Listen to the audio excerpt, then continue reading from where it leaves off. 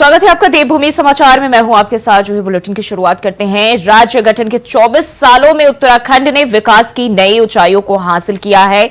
इस विकास यात्रा में प्रधानमंत्री नरेंद्र मोदी के नेतृत्व वाला कालखंड विशेष रहा है।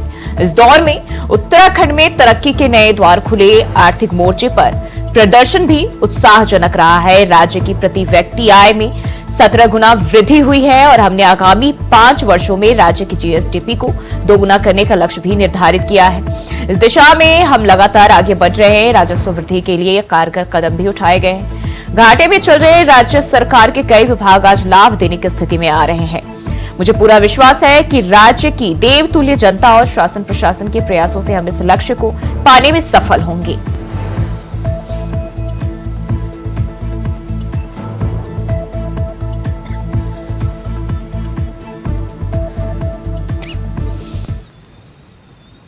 और देहरादून से खबर सामने आ रही, यूसीसी लागू करने की ओर सरकार। आज सीएम धामी लेंगे बड़ी बैठक। तो यूसीसी को लेकर यह जानकारी, सीएम धामी आज बड़ी बैठक लेने जा रहे हैं। सचिवालय में मुख्यमंत्री यूसीसी को लेकर बैठक लेंगे। यूसीसी रिपोर्ट और नियमावली को लेकर इस दौरान चर्चा की जाएगी।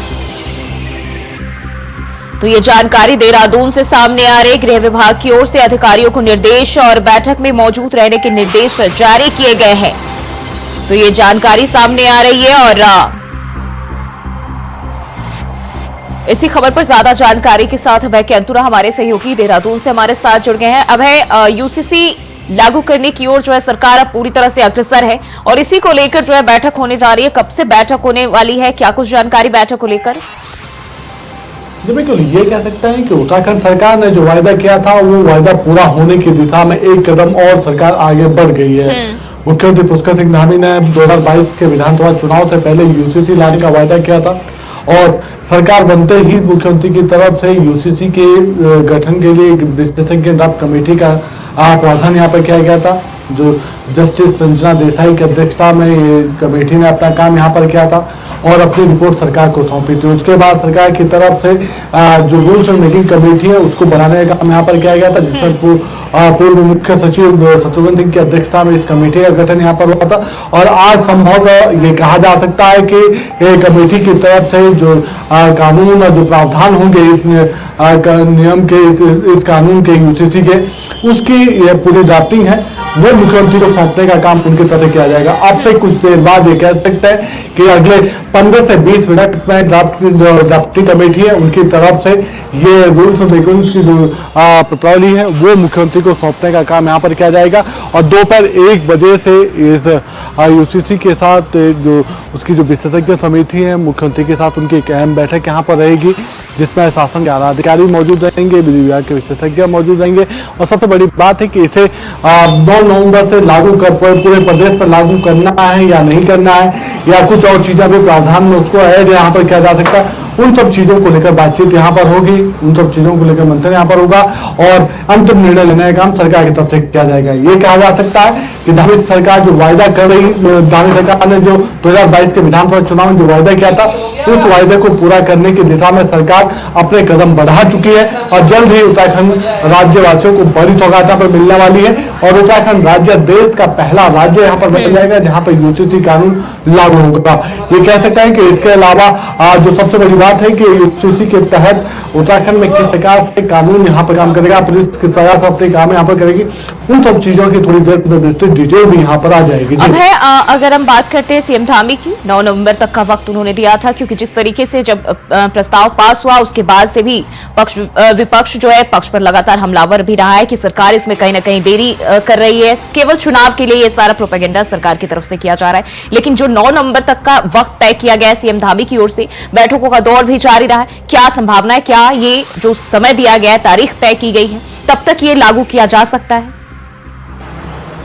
बिल्कुल, ऐसे इस रूप में समझ सकते हैं कि कई बार ये कह सकते हैं कि यूसीसी कानून को लागू करने को लेकर शंका यहाँ पर बढ़ती रही।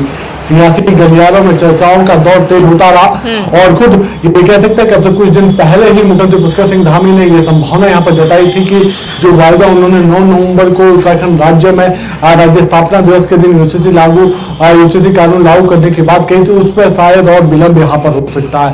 लेकिन अब जिस प्रकार से ये कह सकते हैं कि उच्च कमेटी ने अपना काम यहाँ पर किया, आज मुख्यमंत्री को सौंपने का काम उनकी तरफ से किया जाएगा कि किस प्रकार के कानून प्रावधान यहाँ पर होंगे, इस कानून के तहत यहाँ पर होंगे, किस प्रकार से उसमें काम यहाँ पर किया जाएगा, जनता को किस प्रकार से राहत यहाँ पर दी जाएगी और जो चीजें ऐसे जिस पर पाबंदियां लगानी जरूरी है उन पर किस प्रकार से पाबंदी लगाई जा सकती है, उन सब चीजों को लेकर आज कमेटी के द्वारा वो सब नियम प्रस्तावली के माध्यम से मुख्यमंत्री को सौंपने का काम यहाँ पर किया जाए। तो अब ये कहा जा सकता है कि जो वायदा 9 नवंबर यानी राज्य स्थापना दिवस के दिन मुख्यमंत्री धामी ने जनता को यूसीसी की सौगात देने का किया था, वो अब यहाँ पर पूरा हो सकता है और 9 नवंबर तक उत्तराखंड राज्य देश का पहला राज्य यहाँ पर बन जाएगा जब यूसीसी कानून लागू करने वाला वो राज्य यहाँ पर होगा। पूर्ण रूप से ये समझा जा सकता है कि अब सरकार की तरफ से इस पूरी तरीके से प्रणाली का अध्ययन करने का काम यहाँ पर किया जाएगा। दोपहर 1 बजे जो 20 की जो अहम बैठक यहाँ पर होगी, उन सब चीजों को लेकर उस बैठक में भी मंथन यहाँ पर होगा। जी बिल्कुल, अगर हम बात करते हैं अधिकारियों की, तो अधिकारियों को भी कहीं ना कहीं देखिए पूरी तरह से अलर्ट और सतर्क मोड पर अपनी पूरी तैयारी के साथ जो है रहने की जरूरत है और ऐसे में गृह विभाग की ओर से सभी को बैठक में मौजूद रहने के निर्देश भी दिए गए। साथ ही साथ और क्या कुछ कहा गया है, किस तरह की तैयारियां रखने को कहा गया है? जी बिल्कुल, ये समझा जा सकता है कि अभी ये कह सकता है अब से कुछ दिन में पता नहीं समय दोपहर के समय जो बैठक मुख्यमंत्री के द्वारा यहाँ पर ली जाएगी जिसको लेकर अहम बैठक है, उसमें गृह विभाग के अधिकारी रहेंगे, शासन के अधिकारी भी यहाँ पर रहेंगे, विधि विशेषज्ञ भी यहाँ पर उस बैठक में मौजूद रहेंगे और राज्य में जब ये कानून लागू होगा तो जो चीजें इसके ये कह सकते हैं कि जो इसके नकारात्मक जो चीजें होंगी उसको कैसे नियंत्रित किया जा सकता है, उन सब चीजों को लेकर भी गृह विभाग के साथ तो मंथन यहाँ पर करेंगे कि कैसे उन सब चीजों को नियंत्रित यहाँ पर किया जा सकता है, कौन से स्थान होंगे जहां पर इस कानून को लागू करने के बाद कुछ चीजें नकारात्मक हो सकती है, खासतौर पर दंगे भड़कना या फिर लोगों का जो आक्रोश है वो देखने को मिल सकता है, वहां पर कैसे पुलिस प्रशासन अपना काम वहां पर कर सकते हैं, कैसे उन सब चीजों को रोक सकते हैं ताकि राज्य का जो माहौल है, शांतिपूर्ण जो माहौल है, सौहार्दपूर्ण जो माहौल है वो बिगड़ने ना पाए और यहाँ की जो शांति भाईचारा है वो बना रहे और सभी लोग सहजता इसको स्वीकार कर सके। इसके प्रचार प्रसार के लिए किस प्रकार से सरकार को आगे काम यहाँ पर करना ताकि जनता को ये समझ में आ सके आसान भाषा में कि जो यूसीसी कानून है वो किस रूप में उनके लिए लाभदायक है, तो यूज हो सकता है, उन सब चीजों को लेकर मंथन यहाँ पर होगा। तो ये समझा जा सकता है कि धामी सरकार हर कदम को उठाने इस कानून को लागू करने से पहले की जो व्यवस्था है उन व्यवस्थाओं को सुदृढ़ करने का काम भी यहाँ पर करेंगे और उनके लेकर बातचीत भी यहाँ पर होगी, मंथन भी यहाँ पर होगा। जी बिल्कुल, अभय पनेरे हमारे साथ आगे भी आपका रुख करेंगे। और वहीं मदरसा बोर्ड को भंग करने की सिफारिश राष्ट्रीय बाल अधिकार संरक्षण आयोग ने लिखा पत्र। आयोग ने सभी राज्यों को पत्र लिखा है। आयोग ने कहा मदरसों से बच्चे निकाले, सभी बच्चों को स्कूल में पढ़ाए। प्रदेश में 30 मदरसों में 749 गैर मुस्लिम पढ़ रहे हैं। उत्तराखंड में इन दोनों यानी कि थूक जिहाद का मामला काफी बात करें तो चर्चाओं में है और इसी बीच राष्ट्रीय बाल संरक्षण आयोग की ओर से देश के सभी मुख्य सचिवों को एक पत्र लिखा गया है और इस पत्र में मदरसा बोर्ड को भंग करने की सिफारिश की गई है। वहीं इस मामले पर चर्चाओं का बाजार बेहद गर्म है। राष्ट्रीय बाल संरक्षण आयोग के पूर्व अध्यक्ष प्रियंका कानूनगो ने अध्यक्ष रहते हुए 10 अक्टूबर को आस्था के संरक्षण या अधिकारों के उत्पीड़क बच्चों के संवैधानिक अधिकार बनाम मदरसे के संबंध में सभी राज्यों के मुख्य सचिव को पत्र भेजा था और अब एक बार फिर से ये मामला तूल पकड़ता हुआ जा रहा है और मदरसा बोर्ड भंग करने की सिफारिश जो है की गई है, जिसके चलते एक बार फिर से जो है ये मामला एक बार चर्चाओं में है और अभय लगातार हमारे साथ बने हुए हैं। अभय, मदरसा बोर्ड को भंग करने की सिफारिश जो है की गई, इसके लिए पत्र भी लिखा गया है, क्या जानकारी सामने आ रही है? बिल्कुल, ये कह सकते हैं कि उत्तराखंड में सियासत एक के बाद एक यहाँ पर तेज हो रही है। अब जो चर्चाएं हैं या जो इस तरीके की बातें है, खासतौर पर जो सांप्रदायिक चीजों को लेकर है, जिस तरीके से एक धर्म विशेष पर सवाल यहाँ पर उठ रहे हैं, पहले थूक जिहाद और जिस प्रकार से यहाँ पर राज्य में देखने को मिला था और उसकी कई 2 से 3 घटनाएं यहाँ पर हुई थी और उसके बाद पुलिस का एक्शन यहाँ पर देखने को मिला था, सियासत काफी गर्म हुई थी। उसके बाद अब ये कह सकते हैं कि मदरसा बोर्ड को भंग करने की मांग यहाँ पर उठने लगी है।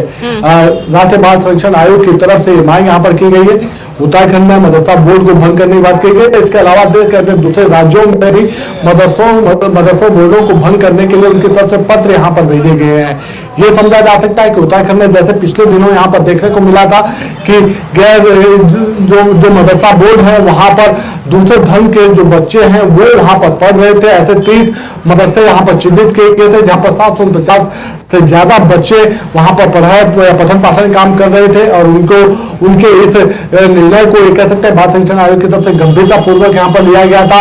और ये उसके बाद ये चर्चा यहाँ पर होने लगी थी कि जो मदरसे हैं उन मदरसों को भंग करने का काम यहाँ पर किया जाए, उनको समाप्त करने का काम यहाँ पर किया जाए। और उसके बाद एक कह सकता है कि एक स्टेप पे कह सकते हैं मदरसा बोर्ड की तरफ से भी इन चीजों को यहाँ पर सामने रखने का काम किया गया था कि जिन ऐसे जो संस्था, ऐसे जो मदरसे हैं जहां पर एनसीईआरटी की बुक या फिर दूसरे सरकार की तरफ से लागू किए गए पाठ्यक्रम को नहीं पढ़ाया जाता है तो फिर उन मदरसों को भी बंद कर देने की मांग उनकी तरफ से यहाँ पर उठाई गई थी। तो ऐसे में ये कह सकते हैं कि लगातार सियासत यहाँ पर गर्म होती रही है और अब सरकार को इस विषय पर निर्णय लेने की आवश्यकता है। यहाँ बताया ये जा रहा है कि 30 मदरसों में जो है 749 गैर मुस्लिम बच्चे पढ़ रहे हैं। ये माजरा क्या है? इसको लेकर क्या पहले किसी तरह की जानकारी नहीं मिली? किसका श्रेय मिल रहा है? बिल्कुल ऐसा भी कह सकते हैं कि जो ये पूरी घटना पिछले दिनों यहाँ पर घटी थी जिसमें बाल संरक्षण आयोग, राष्ट्रीय बाल संरक्षण आयोग के सचिव उनकी तरफ से यहाँ का दौरा यहाँ पर किया गया था और ऐसे मदरसों को जो यहाँ पर चिन्हित किए गए थे उन चीजों को उनको परीक्षण करने का काम उनकी तरफ से किया गया था जिसमें कई तरीके की खामियां उनके सामने निकल कर सामने आई थी मदरसा बोर्ड को लेकर। और अभी भी ये कह सकते हैं कि जो 750 जो बच्चे वहां पर ऐसे 30 मदरसों में 750 बच्चे पढ़ रहे हैं उन सभी बच्चों को ऐसे मदरसों से निकाल कर जो सरकारी स्कूल है या दूसरे जो स्कूल है उनको भर्ती करने के लिए वहां पर कहा गया था। लेकिन अभी तक उस दिशा में ना तो मदरसे बोर्ड की तरफ से कोई कार्रवाई की गई है ना ही जिला प्रशासन उन दिशा में कोई कार्रवाई करता हुआ नजर आ रहा है। इसीलिए मजबूरन ये कहा जा सकता है कि राष्ट्रीय बाल संरक्षण आयोग की तरफ से ये कदम यहाँ पर उठाए गए और सभी राज्यों को पत्र भेजने का काम उनकी तरफ से किया गया कि राज्यों में ऐसे जो मदरसे हैं जहां पर एनसीईआरटी या फिर सरकार की तरफ से लागू किया गया पाठ्यक्रम पढ़ाया नहीं जा रहा तो उन सभी को बंद कर देना चाहिए, मदरसा बोर्ड को बंद कर देना चाहिए ताकि बच्चों को सरकार की तरफ से जो अनुमान्य जो शिक्षा वो यहाँ पर दी जा सके। क्योंकि कई बार सवाल साप्ताहिकता के भी यहाँ पर उठने लगे कि मदरसों में जो पढ़ाया जाता है वो राष्ट्रीय पाठ्यक्रम के अनुरूप नहीं है। उनको एक तरीके से कह सकते हैं कि धार्मिकतावाद को बढ़ाने का काम उनके तरफ वहां पर होता है तो उन सब चीजों पर विराम लग सके ऐसी कोशिश उनकी तरफ से यहाँ पर की गई है। अब है अवैध मदरसे की बात करें, ध्वस्तीकरण सरकार की ओर से की जाती है, न सिर्फ उत्तराखंड अन्य राज्यों में भी जो वैध हैं उनको उनकी जो सुविधाएं व्यवस्थाएं उनको दुरुस्त करने की बात की जाती है। लेकिन यहाँ जो मामले सामने आ रहे हैं इसको लेकर प्रशासन की ओर से लापरवाही क्यों? इतने बच्चे जो पढ़ रहे हैं इन तमाम चीजों को लेकर सभी मौन है।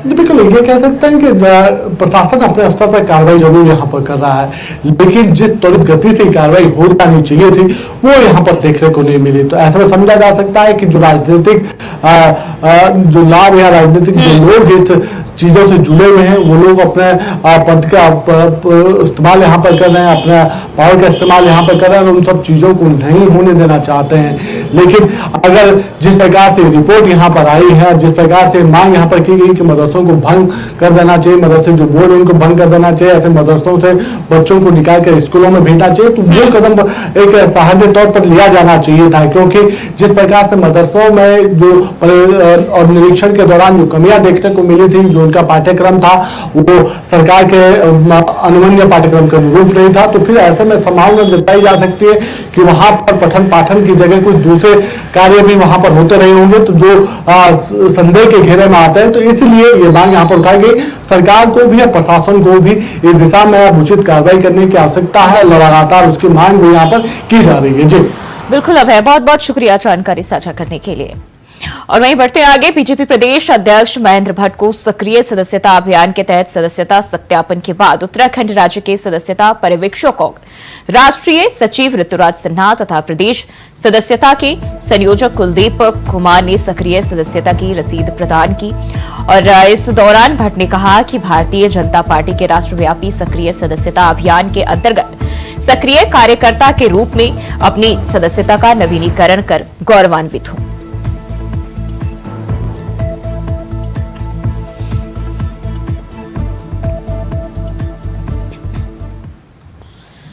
बढ़ते आगे, उत्तराखंड कांग्रेस ने भाजपा पर केदारनाथ चुनाव को लेकर साजिश रचने का आरोप लगाया है। कांग्रेस की मुख्य प्रवक्ता गरिमा दसौनी ने प्रेस कॉन्फ्रेंस कर कहा कि कांग्रेस पूरी तरह एकजुट है।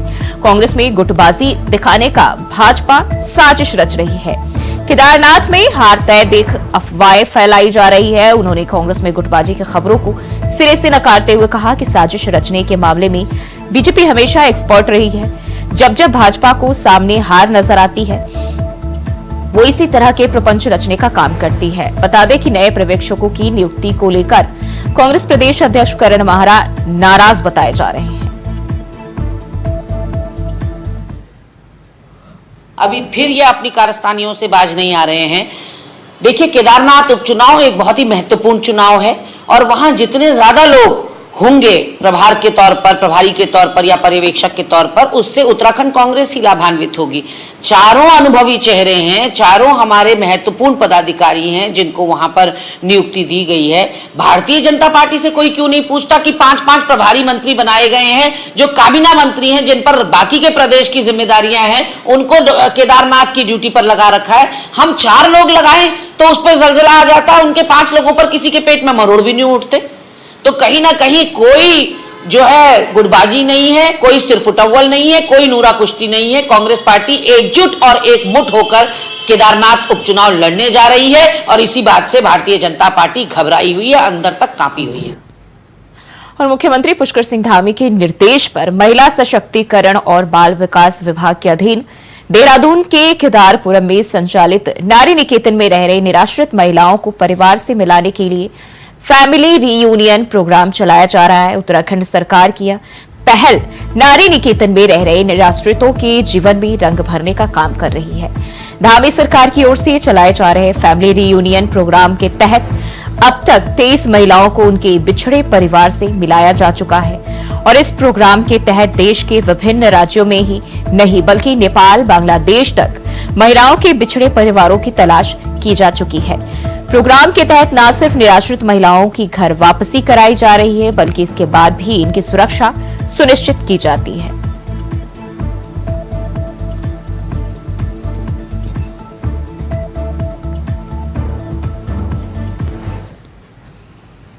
मंगलौर के मोहम्मदपुर जट में 4 दिन शाकंभरी देवी के मेले में आज रुड़की विधायक प्रदीप बत्रा ने 2 दिन दंगल का रिबन काटकर उद्घाटन किया। इस दौरान उनके साथ रुड़की जिलाध्यक्ष शोभाराम प्रजापति, नारसन ब्लॉक प्रतिनिधि कविंद्र चौधरी भी मौजूद रहे। इस मौके पर नेताओं का मेला समिति के द्वार पर पगड़ी पहनाकर सम्मान किया गया, जिसके बाद उन्होंने कहा कि यह मेला ऐतिहासिक मेला है और इसमें होने वाले दंगल से कुश्ती के खिलाड़ियों में जागरूकता आती है, उनका आत्मविश्वास बढ़ता है और यही वजह है कि कुश्ती जैसे खेलों की तरफ ग्रामीण क्षेत्रों के युवाओं का उत्साह बढ़ता जा रहा है।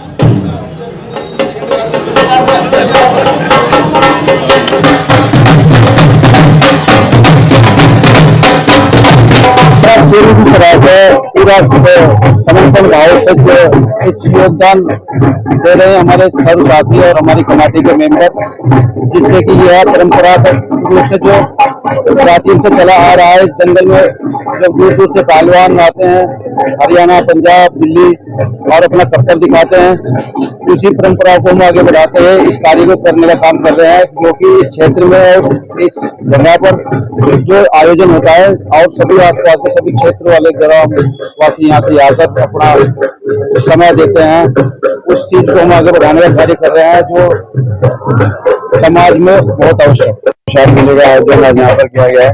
माँ शाकुंभरी देवी के मंदिर के उत्सव में यहाँ पर जो है आयोजन किया गया है। हमारे साथ हमारे ब्लॉक प्रमुख रविंद्र जी मौजूद है, हमारे जिलाध्यक्ष शिवाराम प्रजापति जी मौजूद है और सभी ग्रामवासी मौजूद है और सभी दंगल का आनंद ले रहे हैं। ऐसे के मेले में सोचता हूँ कि आपस में सौहार्दपूर्ण वातावरण करते हैं, एक दूसरे से मिलजुलने का एक मौका देते हैं। तो मैं बधाई दूंगा आयोजक टीम को जिन्होंने बड़ा सुंदर कार्यक्रम यहाँ पर करा। सभी ग्रामवासी दूर दूर से यहाँ पर आए और जो दंगल करने हमारे यहाँ पे बच्चे आए हैं उनको भी शुभकामनाएं दूंगा। बहुत अच्छा दंगल कर रहे हैं, बहुत अच्छा इन्होंने अभ्यास किया, प्रयास किया और आज काफी अच्छा यहाँ पर जो है जो उनकी प्रतिभा है वो निभर कर आएगी। स्थानीय व्यापार को बढ़ावा देने के लिए युवा भाजपा नेता अक्षय प्रताप के द्वारा रुड़की मांगे लोकल नाम से चलाई गई मुहिम को लेकर आज एक प्रेस कॉन्फ्रेंस का आयोजन रुड़की सिविल लाइन में किया गया, जिसमें शहर के सभी व्यापारियों ने स्थानीय व्यापार को बढ़ावा देने की बात कही।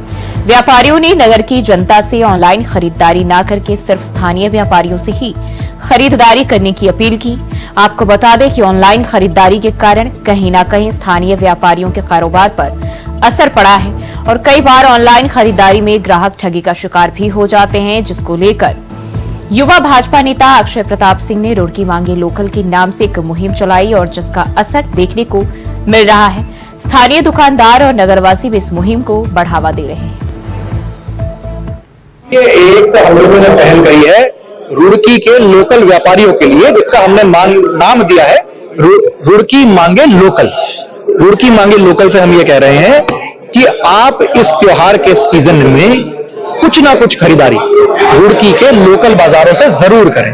जब आप ये खरीदारी करते हैं तो रुड़की का जो लोकल इकोनॉमिक सिस्टम है, इंफ्रास्ट्रक्चर है, हर चीज पे उसका इंपैक्ट होता है और लोकल इकोनॉमी स्ट्रेंथन होती है।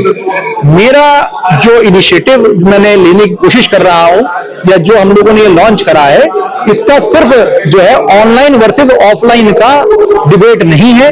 ये डीप स्तर पे जो है हम लोग किस प्रकार से रुड़की की लोकल इकोनॉमी को स्ट्रेंथन कर पाए, उसके लिए इनिशिएटिव है। देखिए, जब ये पहले ये कॉन्सेप्ट आया ऑनलाइन का, उस समय हमारा जो लोकल व्यापारी था वो प्रिपेयर्ड भी नहीं था और उसको इस बारे में बहुत ज्यादा जानकारी भी नहीं थी कि कैसे डिस्काउंटिंग मॉडल ऑनलाइन में कंपनीज चलाती हैं। अब लोकल व्यापारी ट्रेंड भी है और कई जगह आप देखेंगे प्राइस मैच स्ट्रेटेजीज आ गई है, कंपनीज अग्रेसिव हो गई है, व्यापारी भी अग्रेसिव हो गया है। बट देखिए, जब आप छोटे अपने शहर के दुकानदार से सामान लेते हैं तो वो आप उस व्यक्ति से ले रहे हैं जो आपका सुख और दुख का साथी भी है, आपका जो है तीज त्योहार का साथी भी है, सामाजिक कार्यक्रमों का साथी भी है, धार्मिक कार्यक्रमों का साथी भी है। तो ऐसे के लिए 2%, 4%, 5% डिस्काउंट से हम लोगों को भी थोड़ा सोच ऊपर रखनी चाहिए कि हम लोग कैसे उनको स्ट्रेंथन कर सके। ऐसी कई सारी चीजें जो ऑनलाइन आपको जिस प्राइस मिलेगी ऑफलाइन भी मिलेगी। भी बड़ी बड़ी कंपनी है, ये सिर्फ लालच में 10-20% पैसे कम करके हमारे जो छोटा व्यापारी है उसको दबा रहे हैं। हम ऐसा नहीं चाहते कि छोटे व्यापारी भी बिल्कुल नीचे दबके रहे, क्योंकि जब तक रुड़की में स्थानीय व्यापारी अपना खरीदारी नहीं करेगा उससे हमारा नुकसान होगा। मैं तो सभी रुड़की वासियों से अपील करता हूँ, आसपास के जितने भी नगरवासी हैं, आप रुड़की में आए और अब लोकल सामान खरीदें, क्योंकि रुड़की में लोकल सामान भी बहुत अच्छा मिलने लगा है। धन्यवाद। जय। हमारी यही है कि रुड़की मांगे लोकल, जो हमारे जितने भी क्या नाम है शहरवासी है रुड़की के, वो लोकल परचेसिंग करें और लोकल में जितने हमारे व्यापारी हैं, मैं ये नहीं कह रहा कि बड़े व्यापारी, छोटे व्यापारी बहुत सारे हैं, जैसे चुगड़े बनाने वाले हैं, कपड़ा बेचने वाले हैं, छोटे चुन्नी बेचने वाले हैं। इस समय शहर में रुई की बत्तियां बिकती है दीपावली के लिए, वो है। और इसके अलावा बहुत सारी छोटी छोटी चीजें, मोमबत्तियां बिकती है, बहुत सारी छोटी छोटी चीजें हैं जो आप देखेंगे पूरा क्या नाम है नेहरू स्टेडियम के अंदर, और नेहरू स्टेडियम से लेकर बीटीगंज और बीटीगंज से लेकर सिविल लाइन छोटी छोटी दुकानें लगती हुई चली जाती है। वो व्यापारी आता है घर से, उनके बच्चे भी उनके साथ होते हैं, 10 साल के, 15 साल के, 20 साल के, लड़कियां भी होती हैं उनके साथ में, बच्चियां भी होती है और छोटे बच्चे भी होते हैं। तो वो सभी इसी आस में आते हैं कि हम शाम तक, सुबह से शाम तक के 1000 या 2000 रुपए कुछ कमा करके जाएंगे और उसको जोड़ेंगे, हमारी पढ़ाई में काम आएंगे। और उत्तराखंड में स्थित IIT रुड़की किसी न किसी मामले को लेकर विवादों में बना रहता है। इस बार तो बड़ी लापरवाही की वजह से IIT चर्चाओं में आ गया है। बता दें कि IIT रुड़की के राधा कृष्ण भवन में मेस में खाने के सामान में चूहे मिले हैं।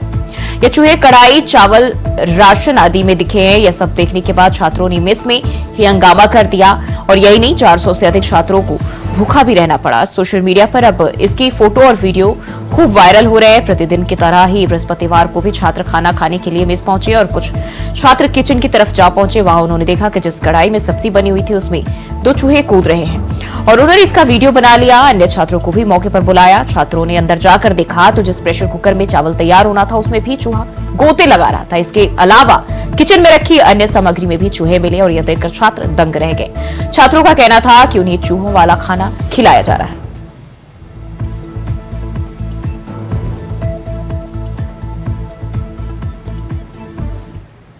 और देवभूमि समाचार में फिलहाल के लिए बस इतना ही। खबरों के लिए बने रहिए इंडिया वॉइस के साथ।